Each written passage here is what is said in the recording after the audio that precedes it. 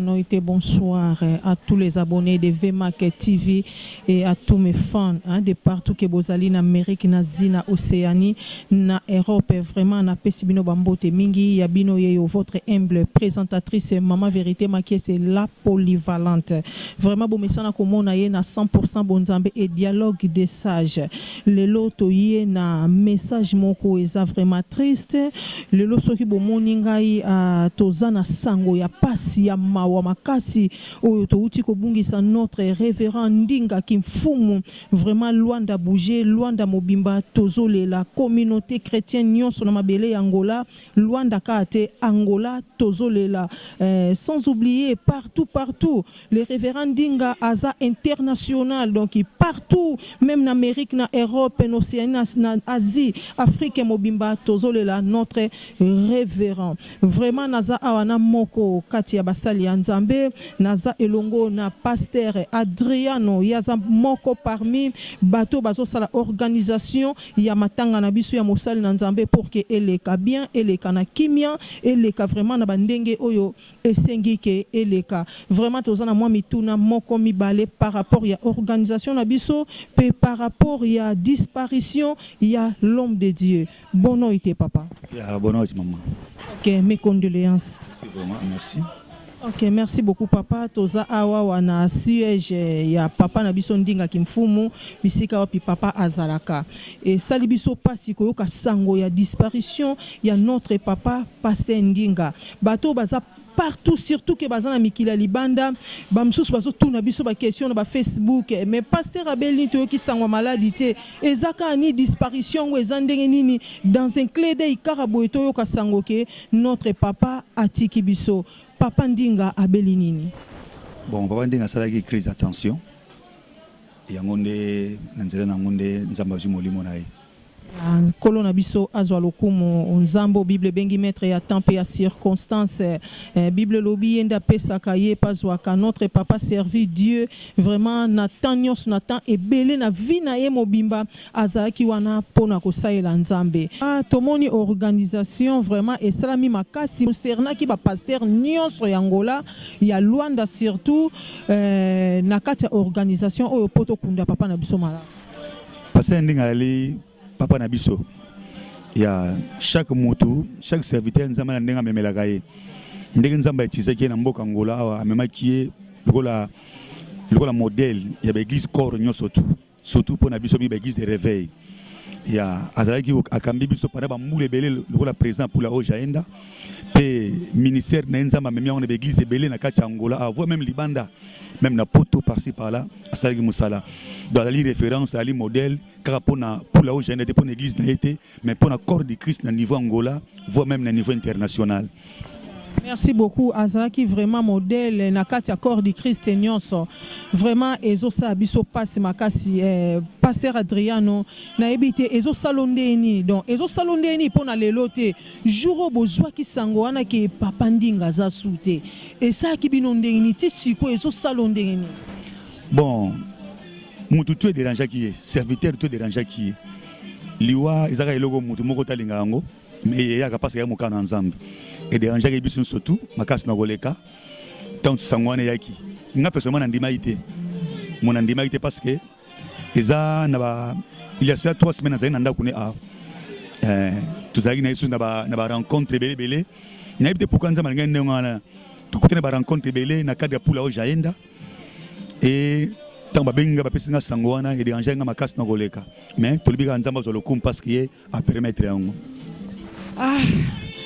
Nzamba zo lokumu pour me permettre ngo deka Bible lobi eza malamu kokufa dans le Seigneur, donc papa Ndinga a kufité mais alali na tango biso tozo croire tozo confirmer avec détermination pe confirmation makasi azan na lieu de repos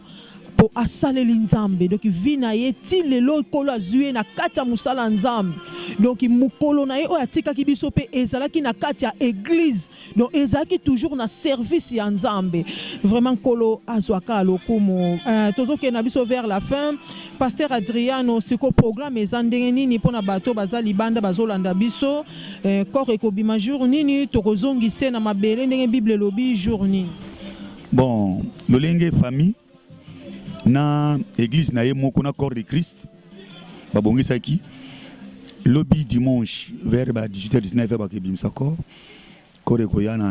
na domicile na ye na ndako na ye d'abord nsima eleki na église ekofanda kuna na église ti babutu ekoya na Sinafrika mpe tokolela ye Sinafrika bongo lundi na tongo vers 9h-10h nde tokolongola corps mpo tomema yango na cimetière ya Santana na Congolaise. Merci beaucoup papa. Conseil no koza nini pona liwa Bible lobi eza malamu kokende na bisika ya matanga ke kokende na bisika ya fête. Pona matanga tozwaka leçon mbelo tala ke mutu to liaki na ye tozalaki na ye dans un clé d'œil à disparaître. Conseil kokoza nini na bana na Nzambe na basali na Nzambe. Bible lobi a bientôt Jésus revient. Yesu akokoya pe lobi akokoya na fin en semaine mais avant fin en semaine mutu pa kufi. Donc Yesu ami yeli pété. Tozo zela retour à Jésus mais liwa ezali ezo précipiter biso pe avant que Jésus azonga. Conseil no kozani na bato nyonso bazolanda. Bible le bi hérédé à présent les morts qui meurent dans le Seigneur et sengo utasikoyo na bakufu tole kokufa na kati na Yesu Masia seconde yango wana apporte pas le bisa gain ponanga kokufa kati na Yesu Masia kufa elinzela mutu nyonso même ngapi na teme même yo to kende mais kokufa so kati na Yesu Masia nde sengo na biso yango wana. Donc conseil na bana batu to se préparer to ça toujours prêt mutu mutana calendrier na ye o nzama kozila ye lelo tole la papa na biso ndinga lo bolelanga lo tole batu mususu donc to saka plutôt bonga po mutu moka ibingonga wana azati mais kokufa kati na Yesu Masia nde eli esungo makasi ta malaba mukina zaki nango pona bando balanda biso pona corps de Christ yango wana biso to na cadre d'organisation ya Pula Ojaenda to travailler en collaboration na famille pena église au pasteur ndinga tiki nga nazali na cordon azo coordonner commission pour na funérailles na ngambu ya Pula Ojaenda na se a leaderance ya président na biso Bosco pe staff nyonso tout ngeto sala makamuto pa na zondinga ele kamalamu yo zo kabisa na musika soko ozala bien on a sur na YouTube na Facebook ya ka tole la papa ndinga elongo sopo ali musika soganzeka yo sali kuna tolele elongo e nzamba ozanga te ko pambola biso yango nazalaki nango yango na tika nzambe amona bino. Merci beaucoup, Président Adriano. Vraiment, Bambote Belé, par notre président Bosco, notre président Pula Ojaenda, papa, lui va Pambola supérieur, Jacob Binde, Isaac Inde, à Pambola qui Jacob, Pambola supérieur, Bisonde Bana, Tozo, c'est toujours bénédiction, na canal Nanzela, Yabatata Nabiso, président Bosco, vraiment, Fona qui Tamutu, Bambote Belé, papa, merci pour notre organisation, merci pour notre souci à ma casse au bolati vraiment nazaki lelo na réunion na moni souci à ma casse vraiment courage toujours mbote na basali nzambe nyonso boza partout dans le monde basali nzambe nyonso ya Angola merci na ba contribution na bino ya église nyonso nzambe ya lola akanisa bino na obosali toza toujours ka awa bobo sanate bo s'abonner na VMAK TV VMAK production VMAK TV boko pesa nzambe raison. Que Dieu vous bénisse. Micro na biso ya VMAK vraiment ezokoba kotambola naza pena papa na ngaza pembeni ako se présenter boye bayaza nani azana kati ya Pula Ojaenda aza famille aza pasteur vraiment sans plus tarder nazo passer micro nanga et pas notre papa bono iti papa. Bono iti maman. Okay, merci beaucoup papa na kutio na matanga ya notre papa Ndinga Kimfumu uko se présenter na batnyonso bazolanda yo za famille oza pasteur révérend apôtre les muso na moins difficulté à se présenter pour bon premièrement là nous comme ngai ngoi et ya le Casimiro babenga kaka fréquence oya kufi nazalaki pona ye serviteur nazalaki pona ye mwana et nazalaki pona ye famille donc azalaki un peu nyonso pona nga. Merci beaucoup azalaki nyonso pona yo frère Kas balobi tata soki aza liboso bana ba succéder bazwaka peta msu bilongi omona moi longi ozomona oka loko ya papa elobe loko la papa ton frère Kasa zoloba nazomona penza munoko na ye ndenga zoloba loko kaka notre papa Ndinga pe à son âme même frère Kasa tant ozwa ki sango o ya disparition ya notre papa Ndinga et ça qui onde nini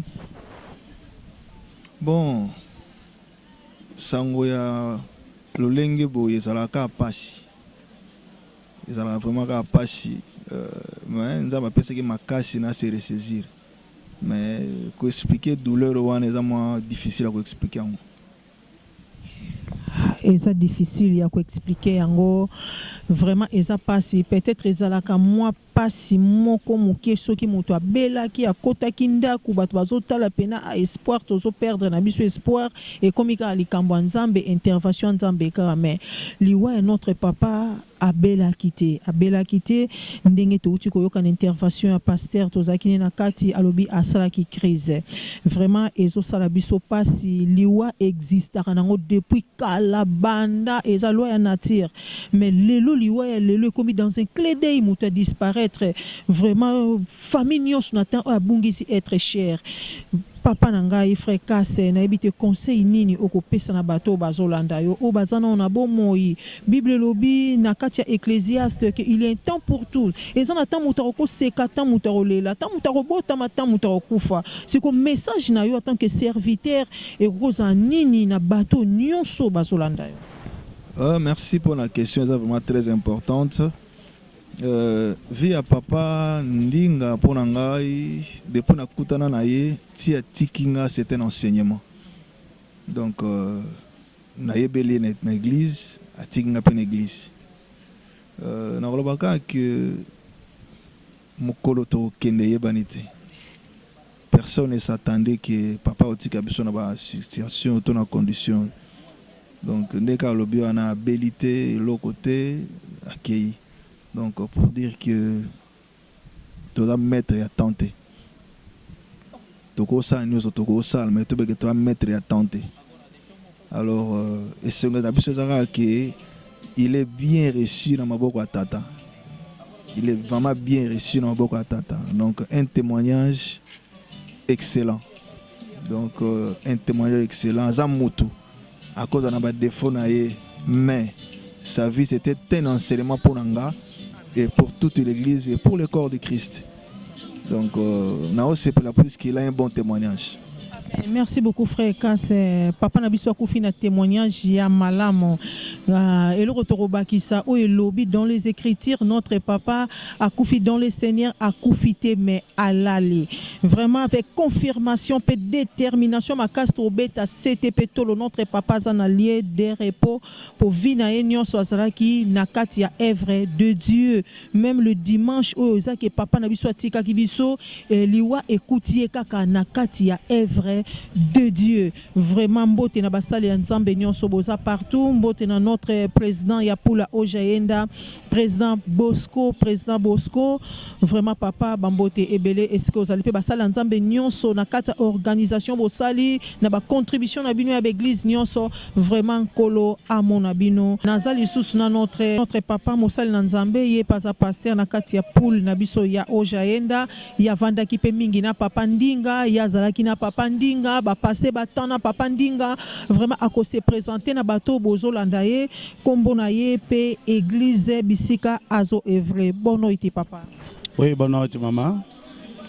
Merci na parole nga kombo nga révérend pasteur Daniel Okusa dazo kamba na kati communauté à volonté de Dieu je kamba me pa ya révérend c'est là le tumba menga azo kamba église na biso ya centre miracle. Merci. Merci beaucoup notre papa Sela Lutumba na libota na nyos ya gas na pesibino bambote ebele. OK papa toza na sujet moko tozolobela awa pona disparition notre papa Ndinga Kimfumu. Papa na yebike yo zalaki na papa Ndinga bo umeli na ye bo zalaki na ye bo seka na ye vraiment oza moko okoki koyeba tozaka na poso pesa moi témoignage muke ya papa Ndinga balobi mutu sora kufi batu balobaka bolamu kazalaki malamu vraiment ya zalaki ye toza na posa to yoka témoignage ya papa Ndinga azalaki ndenge nini na bino nyonso basali ya nzambe. Merci maman journaliste na question ça vraiment kitoko makasi. Je crois que ceux qui mutu kufi akomaka mutu malamu na batu nyonso yango monaka omona na ba fiche to dani to baka to na réponse en paix. Alors pour na papa Ndinga zaki facile à garer aza facile à garer, aza na génération te. Aza na génération ba papa, aza na génération baleki, pas na génération de biso bana ngala aza papa aza mwana. Na souvenir de makasi tango ekomaki période ya consécration nanga. To convidé que pas côté parmi baté azaki aligné mais até qui te parce que azaki na programme pe église.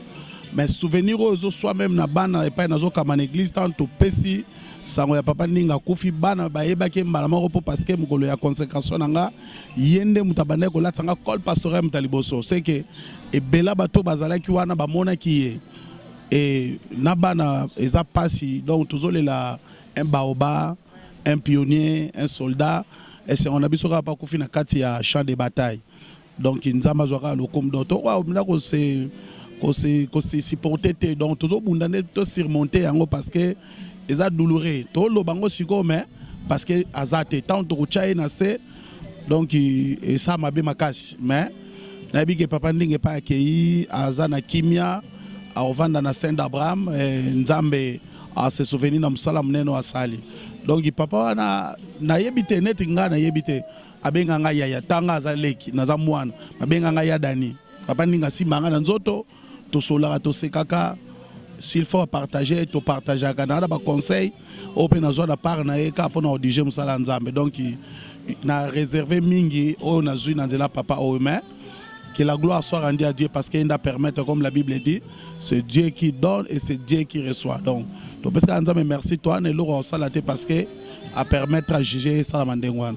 Ok, merci beaucoup Nzambe yemoko a permettre à juger bondenge yemoko asali nkolo azwalo kumu po nasuka maloba nyonso basala Nzambe baolo bakaka Nzambe azwalo kumu Nzamba consoler pena mitema Nzambe a consoler po mitema eza ya kolela papa conseil na yo ekoza nini po na Ecclésiaste Bible lobili un temps pour tous c'est ça mutarobota mapa okufa so na bato bazolanda yo tolie kokozala nini bati kalaka neta wana bazana ngo po liwe eya na ba musuba ozela Jésus rozonga mais avant que Jésus azonga liwe zozala déjà to okufa donc ezana bato ebele Yesu azongi te trozonga na biso na putulu conseil koza soki Salomon azwaki likantia koloba il y a un temps pour toute chose Salomon vivait makambo Salomon azali na basi ebele au moins na parcours na ekoloba vanité de vanité tout est vanité. Donc, si il y a un temps pour toutes choses et chaque chose, il y a un temps. Donc, cela veut dire, pour na biso to sala nzambe. Na ebi ke biso no sto benga mina musala nzambe to sala nzambe benga so ba pasteur. Mais biso na biso ndenge to sa musala oyo to yebani. Peut-être musala sala kana kuku mutamona razate mais tant to kwesila soldat lokola oyo ete ya biso. Tozwaka conseil na ndako fetite mais tozwaka conseil na ndako matanga. Parce que Bible zo batole na bazolela et pas batba lela ndezo pesa biso leso ngai moko personnellement nde nazaboy Naomi tuna mokolongo soke zanga est-ce que na roza la place nini bien que na servir nzambe donc faut na meka ko arranger les sous s'il y a des défauts s'il y a des faillites s'il y a des faiblesses na meka ko remonter yango pour et ça la bien mais conseil sur na opesa par rapport ya lingomba o ya tiki engamba to tuluku na bato azali kokamba batika linet église communauté wana nzamba pesa ba makasi ba se soutenir la main dans la main ba pesa main forte ba travailler ko lekane papa travailler ki biso to ba témoin oculaire to moni beteza ndenge zalaki to mo beteza ndenge kei to mo beteza ndenge committee commandant zokweya donc et atiki église n'état normal